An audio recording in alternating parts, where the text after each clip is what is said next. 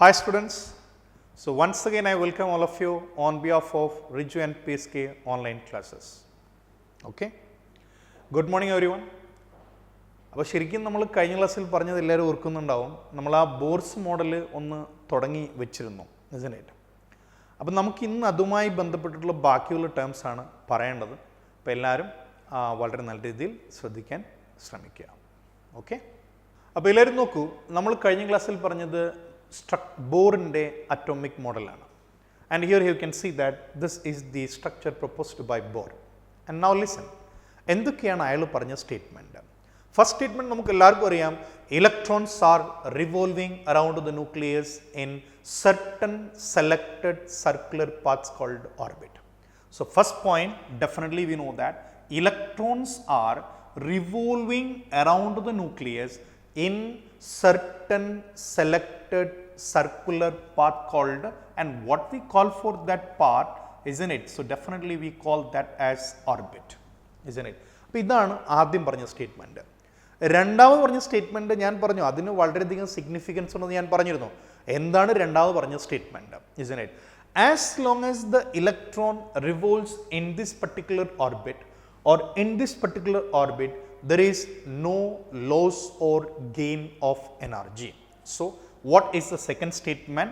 You know that as long as the electron revolves in a particular orbit, as long as the electron revolves in a particular orbit, there is no loss or gain of energy.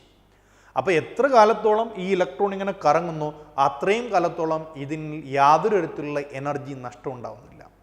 അപ്പോൾ ഇതുകൊണ്ടുള്ള മെച്ചം എന്താണെന്ന് ചോദിച്ചാൽ, നോക്കൂ, നമ്മൾ റുദർഫോർഡിൻ്റെ model പഠിച്ചപ്പോൾ അവിടെ നമ്മൾ പറഞ്ഞിരുന്നു, isn't it? ഇലക്ട്രോൺ ഇങ്ങനെ കറങ്ങിക്കൊണ്ടിരിക്കുകയാണെങ്കിൽ അവരുടെ എനർജി കണ്ടിന്യൂസ്ലി നഷ്ടപ്പെട്ട് അവരൊന്ന് കൊളൈഡ് ചെയ്യുന്നു. എന്നാൽ ഈ ബോർ പറഞ്ഞ രണ്ടാമത്തെ സ്റ്റേറ്റ്മെൻറ്റ് കൊണ്ട് നമുക്കുള്ള മെച്ചം എന്താണെന്ന് ചോദിച്ചാൽ, ഈ ഒരു പാത്തിൽ അയാൾ എത്ര കാലത്തോളം കറങ്ങുന്നോ അത്രയും കാലത്തോളം അയാളുടെ എനർജിയിൽ യാതൊരു തരത്തിലും നഷ്ടമില്ല, isn't it? അപ്പോൾ തീർച്ചയായിട്ടും ഇലക്ട്രോണിന് ഒരിക്കലും എനർജി നഷ്ടപ്പെടുന്നില്ല. എപ്പോൾ? As long as the electron revolves in a particular orbit, there is no loss or gain of energy. Now, next point. When the electron jump from one orbit to another, ഇപ്പോൾ ഇവിടെ electron ഉള്ളത്, ഇയാൾ ഇവിടുന്ന് ചാടി അങ്ങോട്ട് പോവുകയാണ്.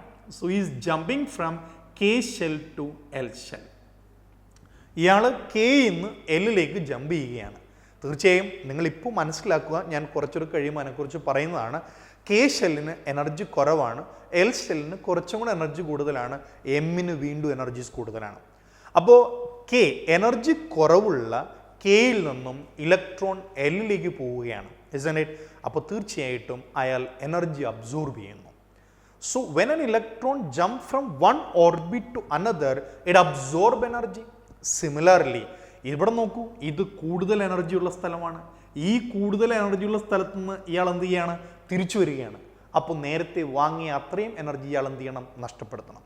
So as long as the electron revolves in a particular orbit, there is no loss or gain of energy. But when it jumps from one orbit to another, definitely there will be loss or gain of energy, isn't it? ഇതാണ് മൂന്നാമത്തത്, isn't it? So there will be loss or gain of energy when it jumps from one orbit to another.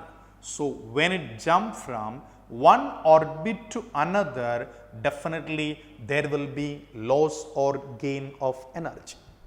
And now what is the last point? I think ഞാൻ last point പറഞ്ഞിരുന്നു. നിങ്ങൾക്കറിയാം, ഇങ്ങനെ ഈ കറങ്ങുന്ന ഇലക്ട്രോണിന് തീർച്ചയായിട്ടും എന്തുണ്ട്? ഒരു മൊമെൻറ്റം ഉണ്ട്. അത് ഒരു സർക്കുലർ പാത്തിലുള്ള മൊമെൻ്റ് ആണ്, isn't it? അപ്പോൾ അവിടെയുള്ള മൊമെൻറ്റം എന്ന് പറയുന്നത് നമുക്കറിയാം, it's angular momentum.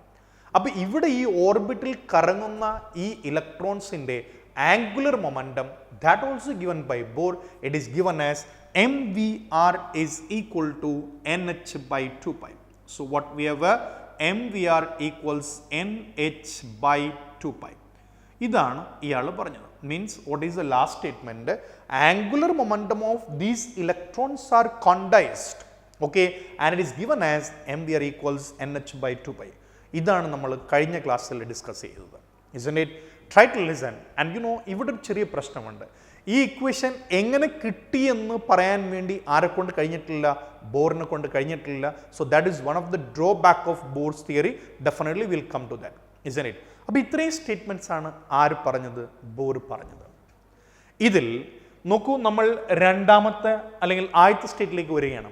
Electrons are revolving around the nucleus in certain selected circular path called orbits.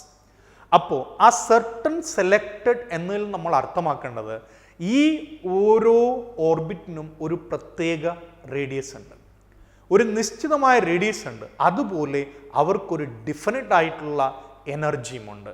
അപ്പോൾ നമ്മൾ അടുത്ത ഉദ്ദേശം എന്താണെന്ന് ചോദിച്ചാൽ, ഈ കെ ഷെല്ലിൻ്റെ റേഡിയസ് എത്രയാണ്, എൽ ഷെല്ലിൻ്റെ റേഡിയസ് എത്രയാണ്, എം ഷെല്ലിൻ്റെ റേഡിയസ് എത്രയാണ്, ആ റേഡിയസ് കാൽക്കുലേഷൻ അത് ഹൈഡ്രജൻ അല്ല, ഹൈഡ്രജൻ ലൈക്കുള്ള ബാക്കിയുള്ളവരുടെ കേസിലും നമ്മൾ എന്ത് ചെയ്യണം? ഇത് കാണാൻ വേണ്ടി പോകണം, isn't it?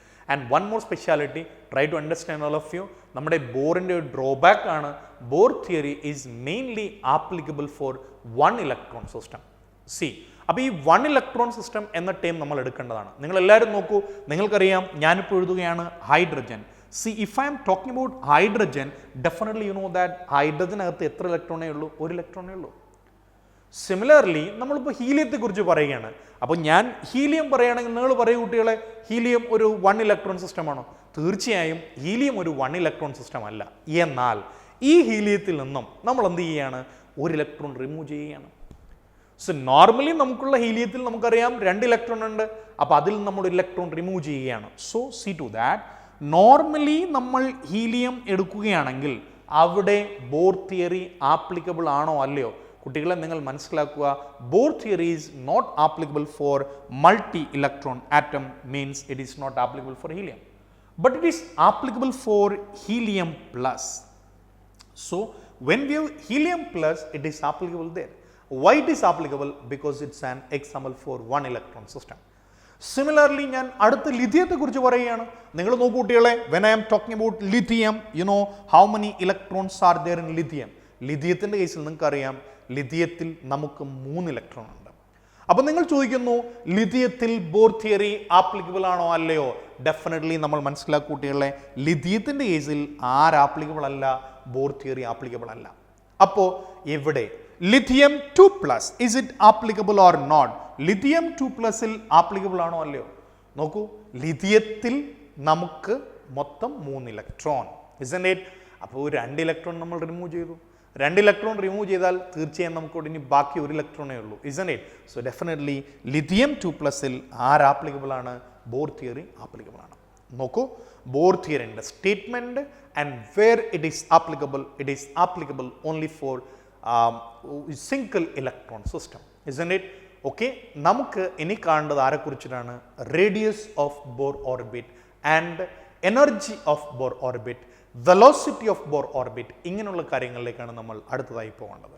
Okay all of you? അപ്പം ഇനി നമ്മൾ സംസാരിക്കേണ്ടത് ആരെക്കുറിച്ചാണെന്ന് ചോദിച്ചാൽ, what we need to discuss right now, it's regarding Bohr's radius. Means what is the radius of K shell, what is the radius of L shell according to Bohr concept. See, നമുക്കറിയാം നമ്മുടെ ആറ്റത്തിന് നടുക്ക് ഒരു nucleus ഉണ്ട്. So let's imagine that nucleus. So we R considering one nucleus at the centre of the atom. Similarly, we know that there is electron around the nucleus, so I am considering 1 electron here. And now here, see, nucleus is there, electron is there. There is a force of attraction between these two. You know what is that force of attraction? It is electrostatic force of attraction. So we have some sort of attraction here, and you know it is electrostatic force of attraction. But if electrostatic attraction is more, then it cannot revolve. So here electrostatic force of attraction between നമ്മുടെ ന്യൂക്ലിയസും ഇലക്ട്രോണും തമ്മിലുള്ള electrostatic ഫോഴ്സിനെ balance ചെയ്യാൻ വേണ്ടി അവിടെ ഇയാളിങ്ങനെ കറങ്ങുന്നത് മുഖേനയുള്ളൊരു force ഉണ്ട്. നിങ്ങൾക്കറിയാം, whenever a particle moves around a center, we have centripetal force there. അപ്പോൾ here this particle is moving. So as a result of this circular motion, we have a centripetal force. അപ്പോൾ ഇവിടെ 2 forces ആണ് balance ആവുന്നത്. So let me write there, centripetal force and electrostatic force balance each other. So electrostatic force, I can say that electrostatic force balance with the centripetal force. So electrostatic force balance with the centripetal force. And now let's see to that. See, what is the equation to find centripetal force? നമുക്ക് എല്ലാവർക്കും അറിയാം, നമ്മൾ പഠിച്ചിട്ടുണ്ട് lower classൽ mv square by r. So I can write that equation for centripetal force here. It is mv square divided by what comes r. So in case of centripetal force, we have a mv square by r. M mass of the electron, v velocity of the particle, r means radius. Okay, all of you. Now, what about electrostatic force of attraction? Maybe നിങ്ങൾ electrostatic force of attraction കുറിച്ച് പഠിച്ചിട്ടുണ്ടാവില്ല, but in lower classes you might have studied something related to gravitational force. നിങ്ങൾക്കറിയാം എങ്ങനെയാണ് അതിൻ്റെ equation എന്നും. നിങ്ങളെല്ലാവരും ഓർക്കുന്നുണ്ട് ആ gravitational ഫോഴ്സിൻ്റെ equation. I can just write there F is equal to G m1 m2 divided by R square. So you remember this equation. ഇവിടെ നമുക്ക് ഇലക്ട്രോസ്റ്റാറ്റിക് ഫോഴ്സ് ഓഫ് ഇക്വേഷനും ഏകദേശം എന്താണ് ആ ഒരു രീതിയിൽ തന്നെയാണ്. നോക്കൂ, what is the equation to find electrostatic force? I can write there F is equal to what we have a constant K into Q1 into Q2 divided by R square. See, we have Q1 and Q2. Q1 എന്ന് പറയുന്നത് ഇപ്പോൾ നമുക്കറിയാം, നമ്മൾ നേരത്തെ M1 and M2 പറഞ്ഞിട്ടുണ്ട്. M1 എന്ന് പറയുന്നത് mass of one substance, M2 എന്ന് പറയുന്നത് mass of another substance. അപ്പോൾ അതുപോലെ what is Q1 and Q2? കുട്ടികളെല്ലാവരും ശ്രദ്ധിക്കുക. നമുക്കറിയാം ഇലക്ട്രോൺ ഒരു ചാർജ്ഡ് പാർട്ടിക്കിളാണ്, അതുപോലെ നമ്മുടെ ന്യൂക്ലിയസും ഒരു ചാർജ്ഡ് പാർട്ടിക്കിളാണ്. So I can say this as Q1. ഇയാളുടെ ചാർജിനെ നമുക്ക് Q1 എന്ന് വിളിക്കാം. And similarly we can call this charge as Q2. അപ്പോൾ ഇയാളുടെ ചാർജിനെ ഞാൻ Q1 എന്നും ഇയാളുടെ ചാർജിനെ ഞാൻ Q2 എന്ന് വിളിച്ചു. സി, ഇനി ഇതാരാണെന്ന് നമുക്ക് എല്ലാവർക്കും അറിയാം. This is nothing else electron. And what is the charge of electron?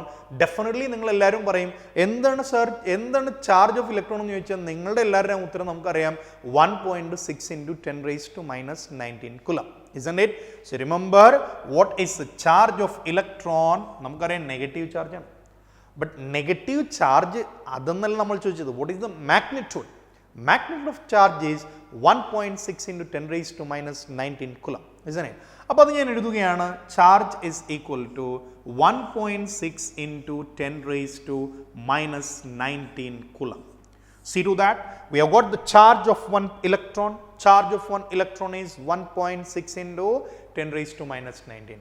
അപ്പോൾ ഇയാളുടെ ചാർജ് എത്രയാണെന്ന് നമുക്ക് എല്ലാവർക്കും അറിയാം, 1.6 into 10 raised to minus 19.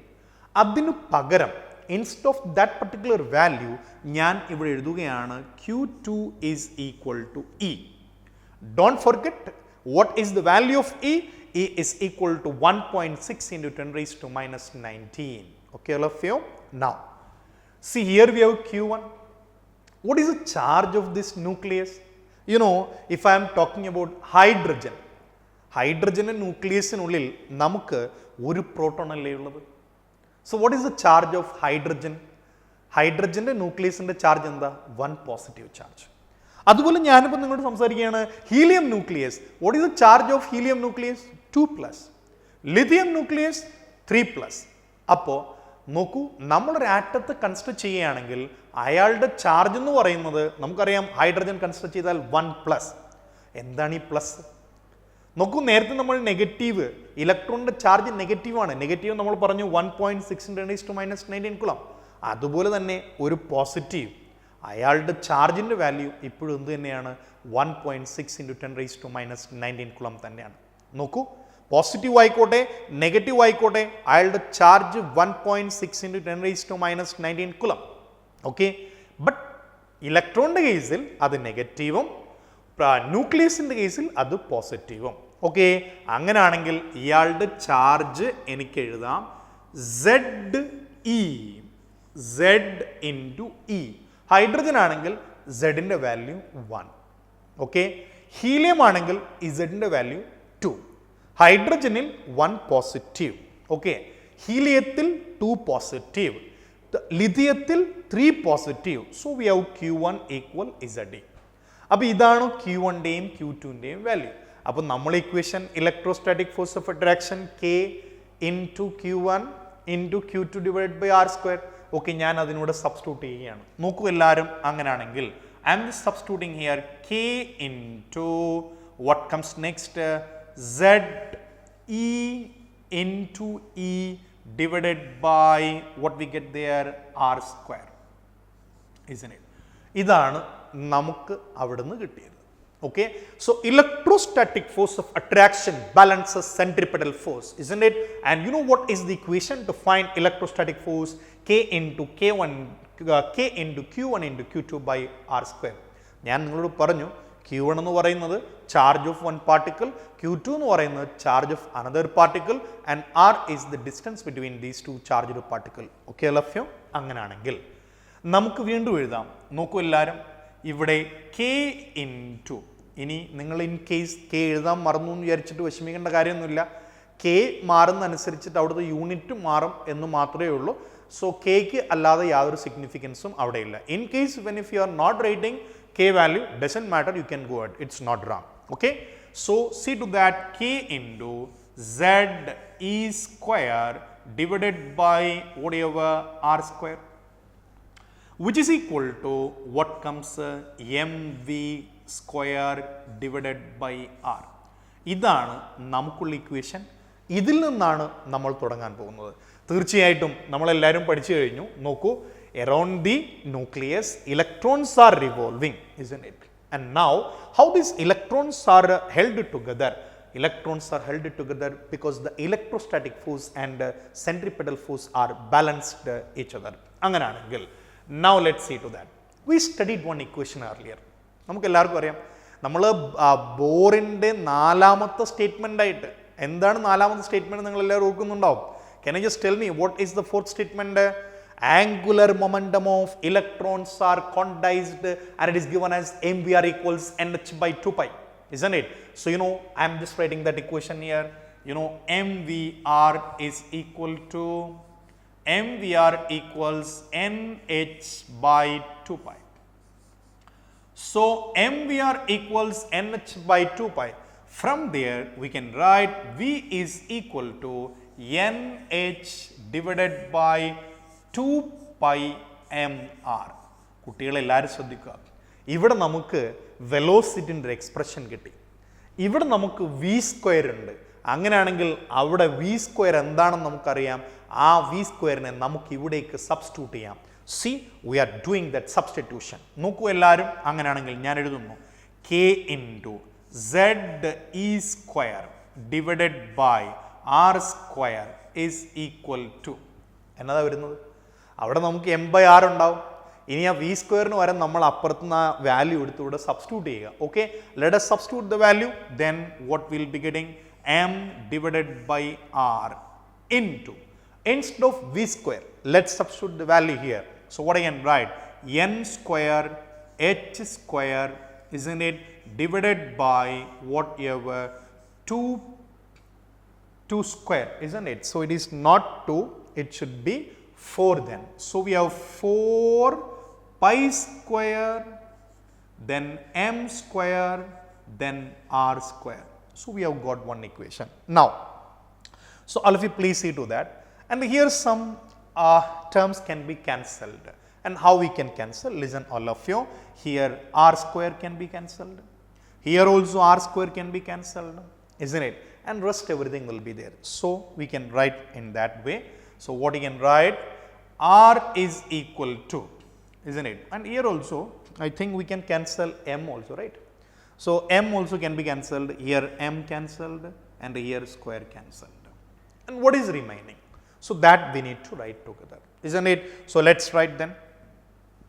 So ultimately what you get, radius is equal to, we will be getting n square h square divided by, isn't it, 4 pi square m. Along with that, this term also will come there. അപ്പോൾ ഈ ബാക്കിയുള്ള ആൾക്കാരെ കൂടെ നമുക്ക് ഇതും കൂടെ താഴേക്ക് എഴുതാം. അങ്ങനെയാണെങ്കിൽ what we get there? 4 pi square m, isn't it? K into z e square. So we have got this value. കുട്ടികൾ എല്ലാവരും ശ്രദ്ധിക്കാം, ഇതാണ് നമ്മുടെ റേഡിയസ് ഓഫ് എൻ ഓർബിറ്റ് എന്ന് നമ്മൾ പറയുന്നത്. അപ്പോൾ ഇവിടെ ചില വാല്യൂസ് എപ്പോഴും എന്താണ്? കോൺസ്റ്റൻ്റ് ആണ്. ആരൊക്കെയാണ് കോൺസ്റ്റൻ്റ്? ഏതായാലും കെ ഒരു കോൺസ്റ്റൻ്റ് ആണ്, ചാർജ് ഇ ഒരു കോൺസ്റ്റൻ്റ് ആണ്, ഇസന്റ് ഇറ്റ്? പിന്നെ M mass of the electron അത് നമ്മൾ കോൺസ്റ്റൻ്റ് ആക്കി എടുക്കുന്നു, ഇസന്റ് ഇറ്റ്? എച്ച് നമ്മൾ നേരത്തെ പറഞ്ഞിട്ടുണ്ട് പ്ലാങ്ക്സ് കോൺസ്റ്റൻ്റ്, അതും എന്ത് തന്നെയാണ്? കോൺസ്റ്റൻ്റ് ആണ്. അങ്ങനെയാണെങ്കിൽ ആ കോൺസ്റ്റൻറ്റിനൊക്കെ നമുക്ക് വാല്യൂ കൊടുത്തിട്ട് വേരിയബിളിന് മാത്രം അവിടെ വയ്ക്കാം, ഇസന്റ് ഇറ്റ്? അപ്പോൾ നമ്മൾ ആ ഈ ഇക്വേഷനെ ഫൈനലി വാല്യൂസ് നമ്മൾ കൊടുക്കുകയാണ്. Don't forget this at all, isn't it? അപ്പോൾ ഇത് തീർച്ചയായിട്ടും ഞാൻ നേരത്തെ പറഞ്ഞിട്ടുണ്ട്. So what is this? ഇത് നമ്മൾ ഒരിക്കലും മറക്കാൻ പാടില്ല. So all of you please keep this in mind. What is this equation? R is equal to n square h square divided by 4 pi square m k z e square. This is the equation to find the radius of an orbit. Okay, അങ്ങനെയാണെങ്കിൽ നമുക്ക് ഇതിൻ്റെ value, ഇതിനൊക്കെ value substitute ചെയ്യാം. അങ്ങനെ substitute ചെയ്താൽ തീർച്ചയായും ഇതിൽ 2 variables മാത്രമേ ഉള്ളൂ. ആരൊക്കെയാണ് 2 വേരിയബിൾസ്? നോക്കൂ, ഒന്ന് n സ്ക്വയർ.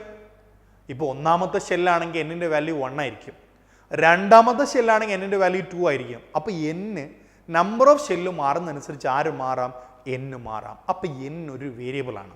അപ്പോൾ n കോൺസ്റ്റൻ്റ് അല്ല, n വേരിയബിളാണ്. സിമിലർലി നമ്മളുടെ z നോക്കൂ, നമ്മൾ സംസാരിക്കുന്നത് ചിലപ്പോൾ ഹൈഡ്രജൻ ആറ്റത്തെക്കുറിച്ചാകാം, ചിലപ്പോൾ ഹീലിയം ആറ്റത്തെക്കുറിച്ചായിരിക്കാം, ചിലപ്പോൾ ലിഥിയത്തെക്കുറിച്ചായിരിക്കാം. തീർച്ചയായും ഇസഡ് എന്താണെന്ന് നമുക്ക് എല്ലാവർക്കും അറിയാം, നമ്മൾ ഓൾറെഡി പഠിച്ചിട്ടുണ്ട്. ഇസഡ് എന്ന് പറയുന്നത് അറ്റോമിക് നമ്പറാണ്, isn't it? Atomic number hydrogen ആണെങ്കിൽ അറ്റോമിക് നമ്പർ 1 ആണ്. അപ്പോൾ ഓരോ ആറ്റം വരുന്നതനുസരിച്ച് അറ്റോമിക് നമ്പറും മാറും. അപ്പോൾ ഇതിൽ 2 വേരിയബിൾസ് ആണ്. ആരൊക്കെയാണ് 2 വേരിയബിൾസ്? പറയോ. ഒന്ന് n ഒരു വേരിയബിളാണ്, ഇസഡും വേരിയബിളാണ്. അവരൊഴിച്ച് ബാക്കിയുള്ള എല്ലാവർക്കും നമുക്ക് വാല്യൂ കൊടുക്കാം. അങ്ങനെ കൊടുത്താൽ what the values you are getting, all of you see here, we will be getting the equation. Radius of an orbit, so we can write it, radius of an orbit. Radius of an orbit can be written as radius of nth orbit is equal to, okay, so we have 3 values. Let's see to that. First one, 52.9 n square by z. 52.9 n square by z. കുട്ടികളെ, please try to remember this value they had given in picometer. So I can write there, ഇത് എന്തിലാണ്? പൈക്കോമീറ്ററിലാണ്. Okay, all of you? അപ്പോൾ n square by z ഇത് എന്തിലാണ് തന്നിരിക്കുന്നത്? പൈക്കോമീറ്ററിലാണ്. Next അടുത്ത value, radius of an electron, radius of N orbit is even given by 0.529 n square by z, but here we have angstrom. നമുക്കറിയാം, നമ്മൾ already picometre എന്താണെന്നും അതുപോലെ angstrom എന്താണെന്നൊക്കെ പറഞ്ഞിട്ടുണ്ട്. Do you remember what is picometre? Yeah, tell me what is picometer? 10 raised to minus 12 meter. Okay, and angstrom, what is angstrom? 10 raised to minus 10 meter. Okay, അപ്പോൾ അടുത്തത് radius of nth orbit is equal to, remember, 0.0529 n square by z, but this value, see, I am not writing what is the unit of this. I am not writing what is the unit of this. Okay, no, I'll just tell me from my side what is the unit of this? Nanometer. What is the unit of this? Here we have a nanometer. So listen all of you. So we have got how many equations there to remember? See to that. How many equations are there? 3 equations are there. These 3 equations we are using to find radius of Bohr's orbit. കുട്ടികളെ എല്ലാവരും ശ്രദ്ധിക്കുക. അപ്പം നമ്മൾ പറഞ്ഞു വന്നത് ആരെക്കുറിച്ചാണ്? Calculation of Bohr's റേഡിയസിനെ കുറിച്ചിട്ടാണ്. എവിടെ നിന്നാണ് നമ്മൾ തുടങ്ങിയെന്ന് നോക്കൂ എല്ലാവരും. ആദ്യം നമുക്കറിയാം, ഇത് നമ്മുടെ ന്യൂക്ലിയസ്, ഇത് നമ്മുടെ ഇലക്ട്രോൺ, ഇസന്റ് ഇറ്റ്? ഈ ന്യൂക്ലിയസും ഇലക്ട്രോണും തമ്മിൽ 2 ഫോഴ്സസ് ബാലൻസ് ചെയ്ത് നിൽക്കണം, എങ്കിൽ മാത്രമേ അവർക്ക് കറങ്ങാൻ പറ്റുകയുള്ളൂ, ഇസന്റ് ഇറ്റ്? ഏതൊക്കെ ഫോഴ്സാണ് അവർ തമ്മിൽ ബാലൻസ് ചെയ്യേണ്ടത്? ഞാൻ പറഞ്ഞു, ഒന്ന് electrostatic force, that should be balanced with a centripetal force. You studied what is the equation to find centripetal force. It's given as mv squared by r, which you studied in lower class. And now we have electrostatic force, isn't it? What is electrostatic force? In order to express that, നോക്കൂ ഞാൻ പറഞ്ഞു, we have studied or we have written here k into z square by r square. നോക്കൂ ഇവിടെ നിങ്ങൾ ശ്രദ്ധിക്കുക, എങ്ങനെയാണ് ഈ ZDയും അതുപോലെ ഇയും വന്നതെന്ന് ഞാൻ പറഞ്ഞു കഴിഞ്ഞു, isn't it? നോക്കൂ എല്ലാവരും, Q1 equal ZD, okay? Next Q2 equals E, means Q2 means ഒരു ഇലക്ട്രോണിൻ്റെ ചാർജ്, എന്നാൽ Q1 എന്ന് പറയുന്നത് ഒരു ന്യൂക്ലിയസിൻ്റെ ചാർജാണ്. ന്യൂക്ലിയസിൻ്റെ ചാർജ് എങ്ങനെയാണ് ZD വന്നത്? കാരണം നമ്മൾ ഹൈഡ്രജനെ കുറിച്ച് പറയുകയാണെങ്കിൽ ഹൈഡ്രജൻ ഒരു പോസിറ്റീവാണ്, isn't it? ഹീലിയത്തെ കുറിച്ച് പറയുകയാണെങ്കിൽ ഹീലിയത്തിന് 2 പോസിറ്റീവാണ്. അപ്പോൾ ആ 2 ഇവിടെ വരും, അല്ലെങ്കിൽ ആ 1 ഇവിടെ വരും. സോ അറ്റോമിക് നമ്പർ ഇൻറ്റു അയാളുടെ ചാർജ്. ഈൻ്റെ വാല്യൂ ഒരിക്കലും മറക്കരുത്. ഈ value equals 1.6 into 10 raised to minus 19. So ultimately we equated and we have got this equation. Okay, all of you, are you clear with this? Now shall we go with some problems? Okay, so let's try some problems. So listen, ഞാൻ already ബോറിൻ്റെ റേഡിയേഷണൽ equation നിങ്ങൾക്ക് തന്നിട്ടുണ്ട്. Okay, നമ്മുടെ നേരത്തെ ഉണ്ടായിരുന്ന zoom ക്ലാസ്സിലുണ്ടായിരുന്ന കുറേ കുട്ടികൾക്ക് ഈ problem familiar ആണ്. നോക്കൂ, എൻ്റെ പ്രോബ്ലം ബോർഡിലുണ്ട്. Calculate the radius of first, second, third orbit of hydrogen, helium plus lithium 2+, isn't it? അപ്പോൾ ഇതെല്ലാം നിങ്ങളെ കൊണ്ട് ചെയ്യാൻ ഞാൻ പറയുന്നില്ല. തീർച്ചയായിട്ടും ഞാൻ അടുത്ത ക്ലാസ്സിൽ ഈ പ്രോബ്ലം വെച്ച് തന്നെ സ്റ്റാർട്ട് ചെയ്യും. പക്ഷേ you should comment what is the value of first, second, third orbit of hydrogen atom. അതെല്ലാവരും ചെയ്യണം, isn't it? അപ്പോൾ ഇതിൻ്റെ ബാക്കി പാർട്ട് നമ്മൾ എന്ത് ചെയ്യുന്നതായിരിക്കും, തീർച്ചയായും അടുത്ത ക്ലാസ്സിൽ സംസാരിക്കുന്നതായിരിക്കും. ഓക്കെ, all of you, അപ്പോൾ എല്ലാവരും എന്ത് ചെയ്യുക, ഹൈഡ്രജൻ്റെ ഫസ്റ്റ്, സെക്കൻഡ്, തേർഡ് അതിൻ്റെ റേഡിയസ് കണ്ട് ആൻസേഴ്സ് കമൻറ്റ് ചെയ്യുക. Okay, all of you, see you next class. Thank you.